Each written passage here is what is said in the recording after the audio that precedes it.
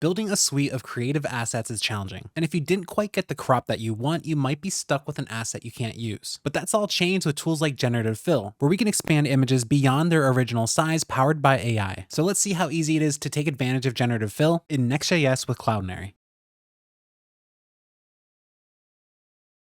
Generative Fill has really changed how we can practically use AI in real world scenarios. Being able to take an image that was originally captured in a square or a tall aspect ratio and immediately turn it into a wide shot gives us so much more power for how we can take control of our assets. And this goes beyond having to manually edit these images one by one. And because we're working with Cloudinary's APIs, we can really do this at scale, working with any number of images we want. So let's see how we can apply Generative Fill to some images inside of a Next.js app. We're going to start off inside of a Next.js app, inside of the pages directory, importing CldImage from Next Cloudinary. Here we have the CldImage already set up where we're defining the width, height, the source, which is going to be its public ID, as well as a null and some responsive sizing.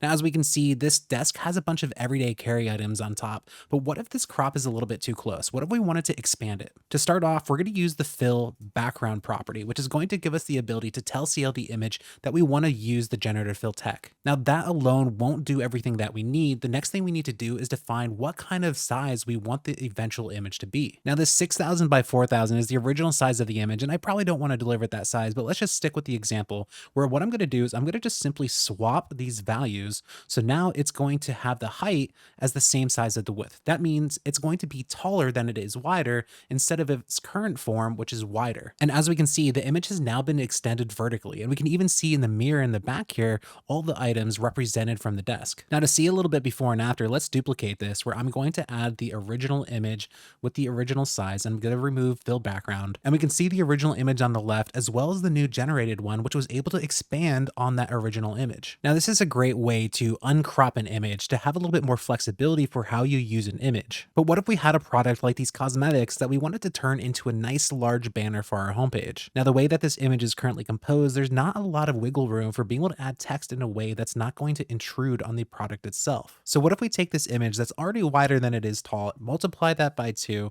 so we have an image that's roughly 3,000 by 1,000. We can see that we get a really nice expanded look on this, where we have some objects to the side that really fit in with the atmosphere, but ultimately we have our focal point of our creams.